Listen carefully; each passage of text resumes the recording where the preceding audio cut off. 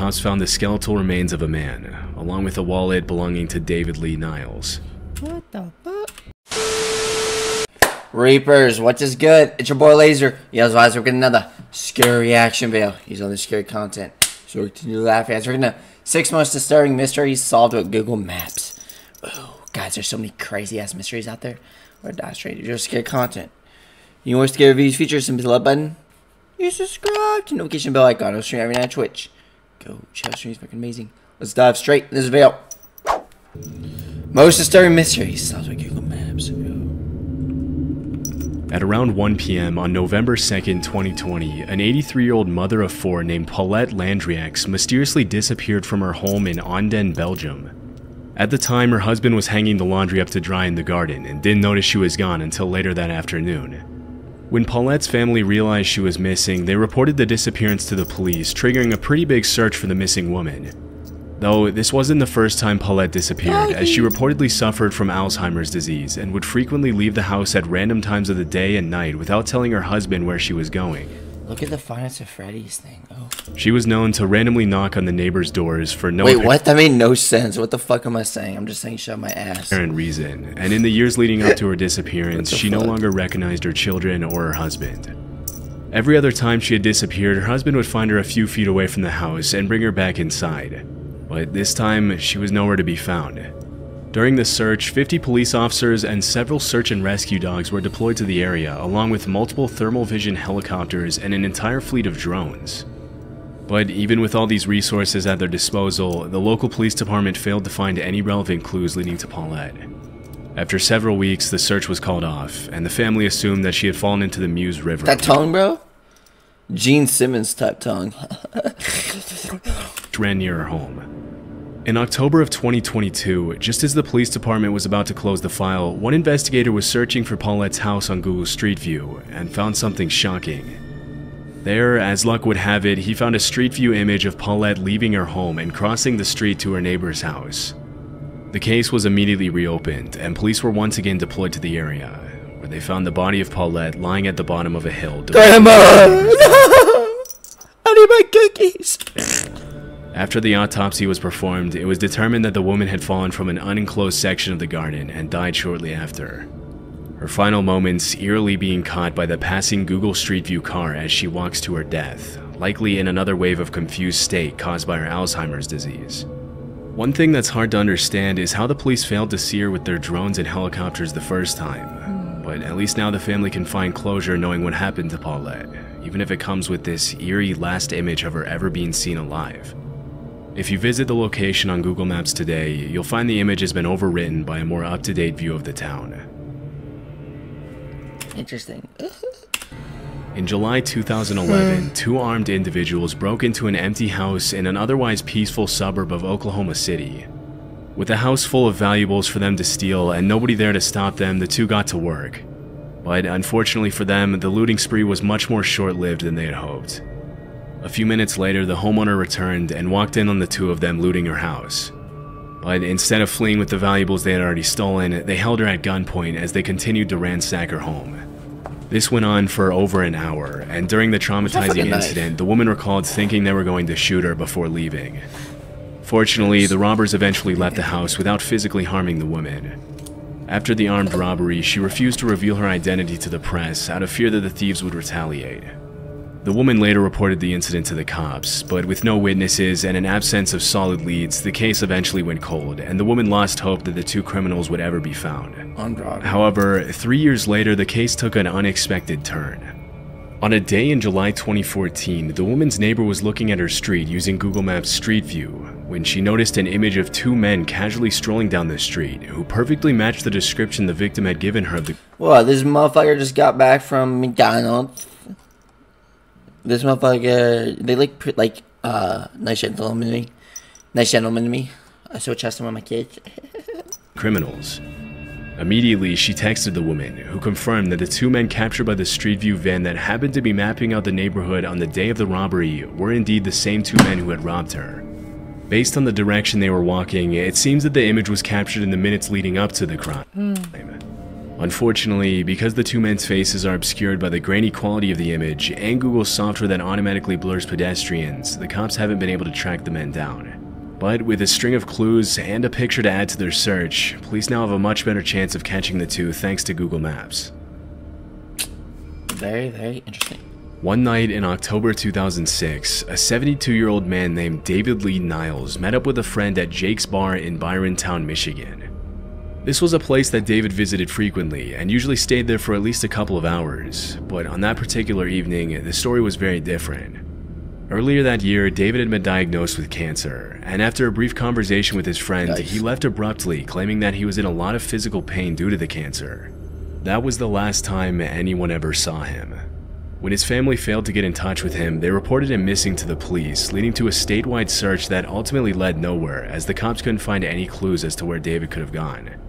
In 2011, 5 years after his disappearance... There's just something so eerie about people going missing, bro. I think that's like gotta be the worst. That's like one of my worst fears. I mean, not like it would affect me if I was like already dead, so like me missing wouldn't really like add, it'd be like the cherry on top. But I mean, like, I don't know, just the idea of like me missing or like not finding someone, like not only like not knowing if they're alive or dead. I think it's like way worse than finding out. Like, I think that's way worse than like trying to find someone that's missing. This one's already like dead or alive, you know what I'm saying? You know what I'm saying? I don't fucking know. His family lost hope and accepted the idea that David was gone. The obituary they published online read, David Lee Niles, age 72 of Wyoming, passed away and only God knows the time and place. Ooh. The case went completely cold until almost a decade later when a new twist shed light on David's disappearance. One morning in November 2015, Brian Hausman, an employee of the Cook Funeral Home in Byron County, was decorating the company Christmas tree outside. When he got to the top of the tree on his left... Did he have the Star of David do it? ...to put up the star, he noticed something in the adjacent pond that looked like a submerged car. Immediately, he called the police, and using Google Maps from a bird's eye view, they were able to see the same outline that was described. A dive team was deployed to the area, who confirmed that there was in fact a car at the bottom of the pond. Later that morning, a wrecking crew pulled out the vehicle for the police to inspect. Inside the vehicle, the cops found the skeletal remains of a man, along with a wallet belonging to David Lee Niles. What the fuck? After it was confirmed that the skeletal remains were his, David's family members finally found some closure. Still, the case remains a mystery, as it's unknown what exactly happened to him. See the car paint, Even before his cancer diagnosis, David was known to have severe depressive episodes, and things understandably got a lot worse for him after he found out about the illness. Mentally unstable like me. With all this in mind, it's possible that he took suicidal, happy, like, you know what I'm saying? His own life, but Just we'll likely emotions. never know for sure. In the 80s and 90s, Joaquino Gamino was one of Italy's most wanted gangsters. He operated within a Sicilian mafia clan in Agrigento and was embroiled in a feud with Cosa Nostra, Sicily's main mafia network. He was first arrested in 1984 for murder and various other mafia-related crimes, but was later released shortly after. In 1998, he was arrested again in Barcelona, only this time he was sentenced to life in prison. After serving 4 years of his prison sentence at a prison in Rome, he managed to escape in 2002 during a commotion at the prison. Following his escape, he immediately relocated to a town near Madrid, Spain, and changed his name to Manuel Mormino. Madrid, bro. Over the 20 years that he was on the... Madrid is nice, bro. I would kill to, like, visit somewhere like this. Oh, man. Madrid. Beautiful. Run from the police. He got married, worked as a chef at a restaurant called Manu's Kitchen, and even opened up a fruit and vegetable shop called Manu's Garden. That's another thing. Like, if I have any part-time job to work, the last one I would do would be a fucking chef. Hell no. Actually, no, what am I saying? Be a dishwasher. I done dishwasher once. I hated it. I quit after the first day. Sicilian police searched everywhere for him for years, and they eventually issued a European arrest warrant back in 2014. After carrying out several investigations, the police suspected that Gamino was hiding somewhere in Spain, but the way they pinpointed his exact location was pretty out of the ordinary. During the investigation, Sicilian police found that Google Maps had captured a street view image of two men talking outside of Manu's garden. One of the men looked extremely similar to the man they were looking for, but the cops only confirmed his identity when they came across a listing for Manu's Kitchen, the restaurant where Gamino worked. Italian shit. While investigating online, the police found a photo of him dressed in chef's attire on the Facebook page for Manu's Kitchen. After confirming his location, the police arrested Joaquino Gamino on December 17, 2022, and extradited him to Sicily, where he is currently serving life in prison. Barbed wire. According to the police, when they arrested him, Gamino was extremely confused Barbed wire. and even had the nerve to ask how they found him when he hadn't even called his family in 10 years. I'm Jewish, so when I tried to escape the concentration camp, my In limbs would get cut by the police barbed from wire. Zurich, Switzerland were carrying out an investigation to shut down illegal marijuana growing operations all By the over way, the country. marijuana should be legal. At some point in the investigation, they used Google Earth to locate not a drug, it's a plant. the addresses of 2 farmers who they suspected of being part of an illegal marijuana operation.